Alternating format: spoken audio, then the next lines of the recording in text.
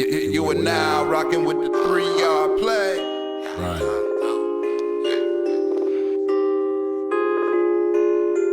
We just figured out a 3-yard play, fam. We're gonna win every time. Yeah. Hit that link with you. Come on in. You're tuned into the 3-Yard Play podcast. Well, the only question is, does it work for you? Trail got wings, bitch. We've been working all year. It's game time. We all here. We turned up all year. Cause we finna be the champs this year. We been working all year. It's game time. We all here. We turned up all year. Cause we finna be the champs this year. We live in weight just to hold up the trophy. Flag on the plate, cause them haters can't hold me. And 1, 2-a-days and run up the biggest hill just to sharpen up my skills. They hit the scoreboard first, I had to hit them drills. Time I get around the corner, they gon' see my new wheels. After practice, till the lights come on, till they bust ride out and they gone. That rally had us help, my teammate down the steps. Player, we got plays you ain't even seen yet. I post up and fade away like graffiti. Just don't claim it's love when you see us on TV. We been working all year. It's game time. We all here. We turned up all year. Cause we finna be the champs this year. 3-Yard Play podcast. We been working brought to you by reality. all year. Where it is what it is. Game time. You get what you get. We all here. So comment and let us know where you live. Yeah. Cause we finna be the champs this year.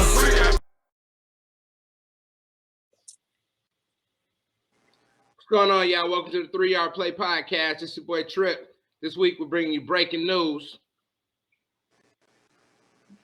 LJ, what's good? TJ, what's good, man? Good. What's good, brother? Good, y'all. Yeah, we actually had an active shooting situation at my alma mater at UVA, and it's really interesting in that it involved all black males. There were 3 black football players that were shot, and allegedly the shooting was done by a former black football player. And apparently it sounds like this occurred on a bus while they were coming back from a field trip from going to watch a play, but somehow I think there was a small number of people on the bus, approximately 25 people, and a situation transpired where 3 people got killed and maybe 2 or possibly 3 other people got wounded in the process. So this was close to me, and that's where I went to school. I went to the University of Virginia, so something like this is really unheard of. We never had anything like this. I mean, there were little small fights, different things, but never a shooting, especially not within the black community. What do you guys thought on something like that? Or have you guys, are you familiar with it? Now, here's the. Yeah. Now, I just heard something on the news. So he was on the team, right? I remember them saying something about him actually being on the team a while back, but he didn't play. Some of the guys, I wonder, because I wonder what's the backdrop, because like you said, we don't really participate in mass shootings. I wonder if there was some type of antagonizing going on at this point, not putting up, of course, not to put what the backdrop is, because it is such a out of the ordinary scenario for us. You know what I mean? Yeah, I think definitely it'd be interesting from what I saw. And I've seen conflicting reports. A lot of times early they have the news mixed up. They tell you one thing and it's another. But I saw something saying that he was maybe on the team, on the roster his freshman year. And I think at this point he might be a senior or 4th-year student. So I don't know if he's still on the team. But it does sound like something of, if it all involved people that, were in extracurricular activity together, then I wonder if some of this stemmed from just already their social interactions with one another, and the leading into this. But it's just crazy when people, to me, it's always amazing, really, and crazy in a way, but when people do things that you're guaranteed to get caught for, when you do something where, man, there's no way I you either had to kill everybody on the bus, which you really didn't even have bullets for and weren't prepared to do, and or at some point they're gonna definitely ID you on this. They know who you are. You have limited resources. You're not prepared to go on the run. You did not hide your identity at all. It's not a question why you did any of. It's just a matter of once they catch you, you're just done. Like you're just done with life pretty much at Right. that point. Maybe he gets out 50, 60 years, but what do you think, Thomas? Bro, first of all, let me be clear. This is breaking news to me. I did see the report across the stream being running around all day. But I'll be honest and say, hey, the stereotypical me said, oh, a brother. I said, man, this must have been personal. You know what I mean? Because to your point, we don't necessarily just do things just to be doing it. But then I said, well, let me hold out for a little more information because a lot of us is going through some mental health issues. And then I thought about our last conversation when we were talking about just learning how to respond to some certain things certain triggers and all these things. So my head is all over the place, brother, and kind of waiting for more information, but my heart hurts immediately. You know what I mean? Yeah. Because and our condolences to everybody that lost their life. Just hearing you, the tone in your voice just made me realize, like, wow, first and foremost, our condolences to, the three brothers that lost their life, and even to the brother that's, now going into the system. Right. Because that's going to be arguably another life lost, right. once it is out. I attended school there, so it's just perplexing to me as to the setup, and I'm thinking of it logistically, like where was this, what bus, or not everything, but just overall, why that's a horrible tragedy for something that just happened. They had the school still on an active lockdown, or stay in, but now they've caught the shooter. I think they're probably gonna start loosening that up, but that's just it's so left field, Right. You said so. So they did take him in. Yeah, apparently they caught him during the press conference. They were doing the press conference, and they informed the chief or one of the people speaking at the press conference that he has been taken into custody. So that part is good. But what you're saying that is good. Health thing is, it's a thin line. A lot of us operate. It takes a lot of faith to be able to operate in society. You're assuming that the person next to you has the strength to bear what it is, and they're not gonna just lash out and do something real harmful to you just because they're coming from a hurt place. Absolutely. I feel like, go ahead, bro. No, I was just gonna say because just my natural inclination to anything is, man, what could somebody have done to help? And sometimes it's nothing you can do to help. But I was like, man, who wasn't there? Like somebody should have done something, if you will. But that's not fair. You know what I mean? That's most of my initial thoughts. And so now I'm just like, all right, I need some information now, and not to be dismissive of the situation. It's like, man, how do we reach out to these young folks and stop the next one, if you will? You know what I mean? I don't want to be dismissive of what just happened, but my mind goes to, all right, how do we stop the next one? We got to get active, and I got to. So that's where I am in my head right now. Like, what's next? What do we really have to do? And I know we came together as men to discuss a lot of these issues. And I think too, like, the culture right now, we're at a heightened sense of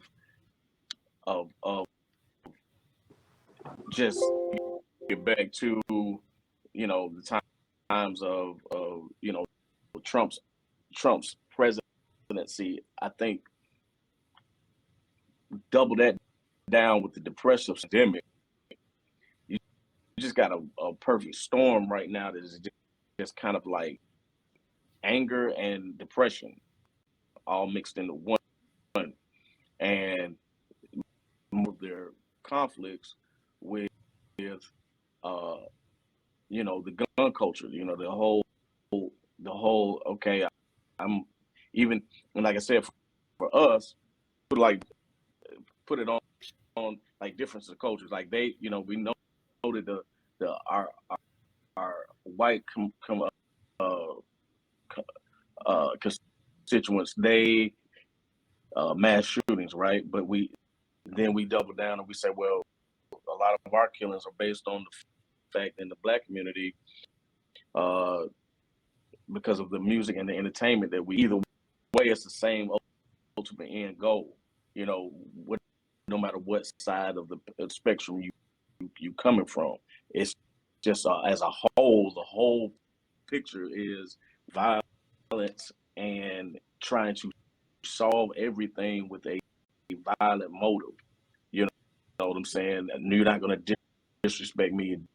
Disrespect doesn't necessarily, you know, I've always moved in the fashion that after I got in trouble, I always moved in the fashion after that, like, bro, immediately, then we can navigate away from whatever this situation may be.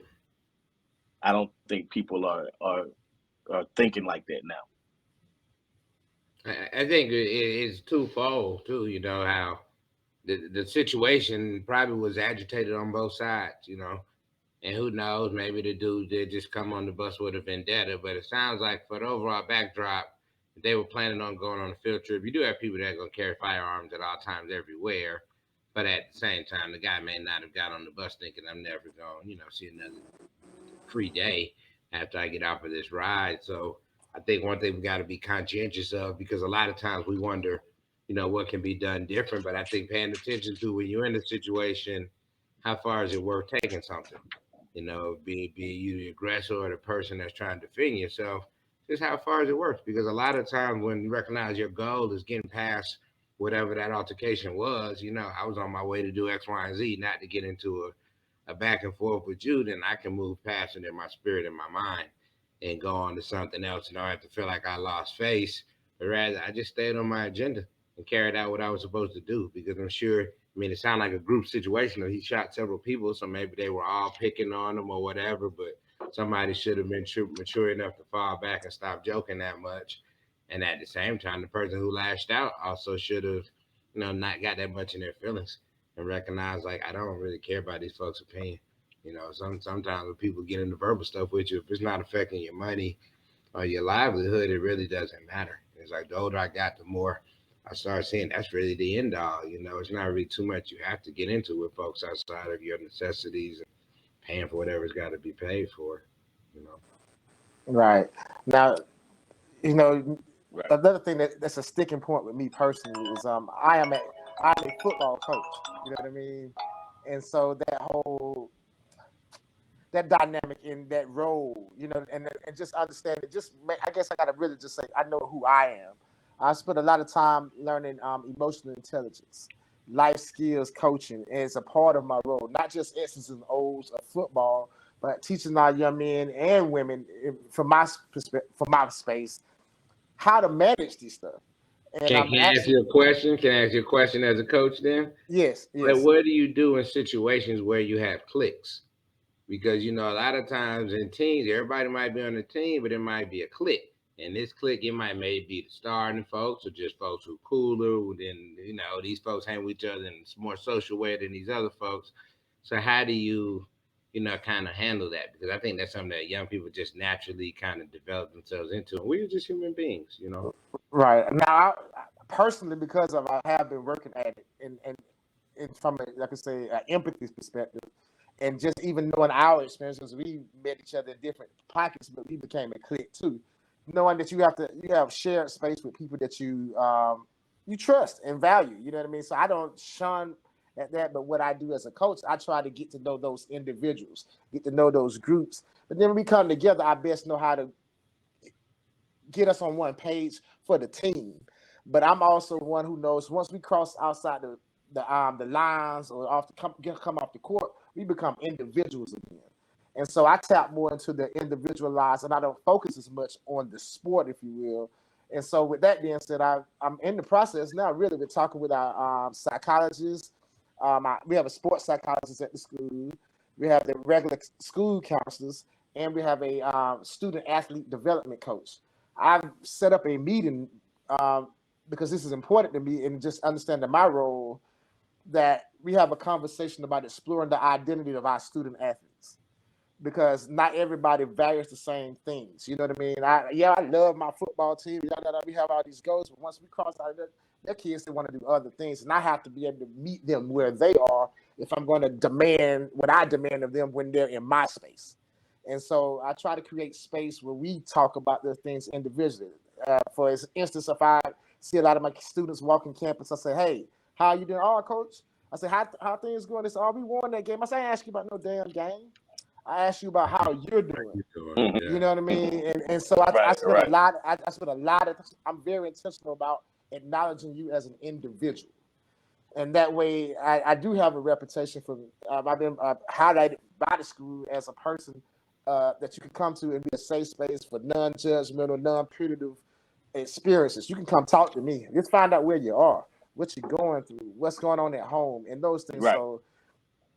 So I'm very intentional about that because I did not enjoy my experience as an athlete from that perspective. I did not think my coaches were on my team all the time. I think they were about the team, but not necessarily about me and how I'm responding or my I guess my trajectory outside of the field.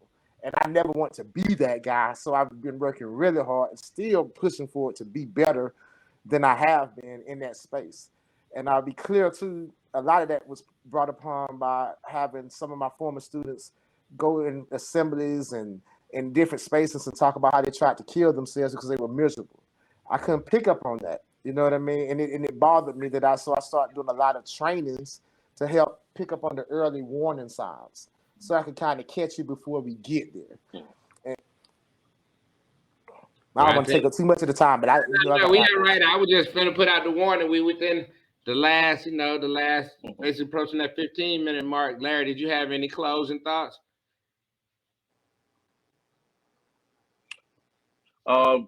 We need to start focusing on is changing the culture in sense as far as like the media demanded, like we demand, demand the media to give us something different besides continuously pumping us with this need to be vital or our need to bear arms.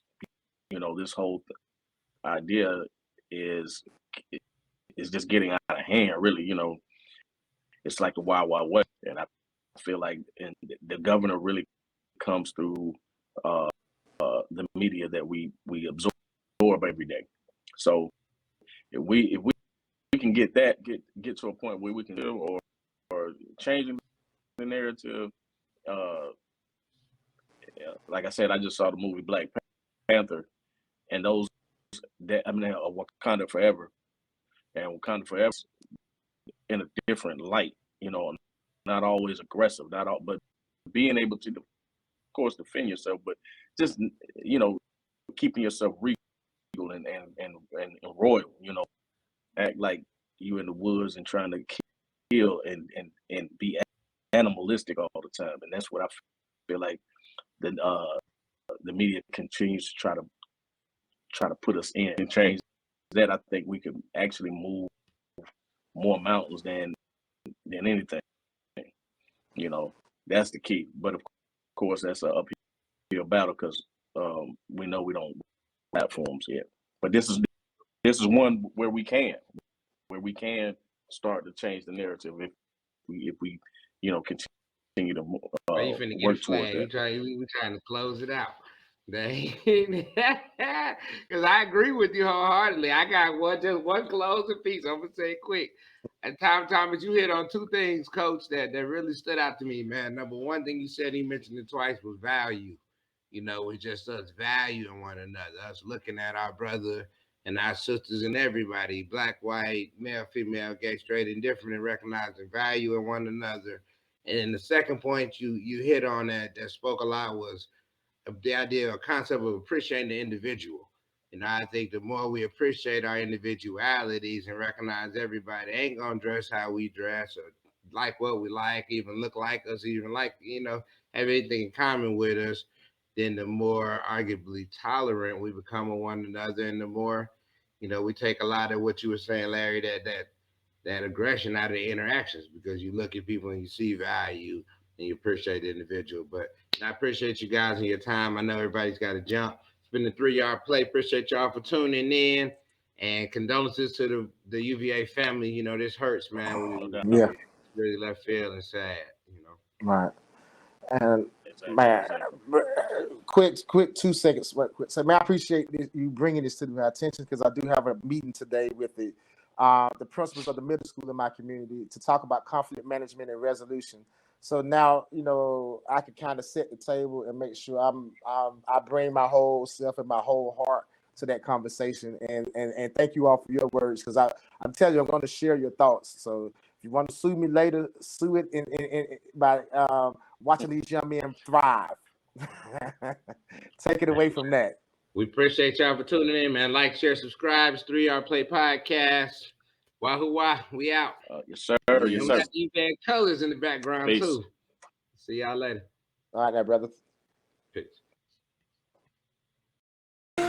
You see, the thing that separates us from every other group of slaves is the fact that... Thank y'all for tuning in today and every day. And remember to keep running your 3 Yard Play. Look at them mouths, we feel like flowers, they gon' grow. Oh, we gon' water season, watch that harvest flow. Whoa. I've been crunching Cause we know heroes are made in the off season. There should be no reason and grinding slow, better than crashing out we for get that money bound for what we don't want it. Let's say, young brothers, remember, fulfill the promise. I ain't never 3 yards every game.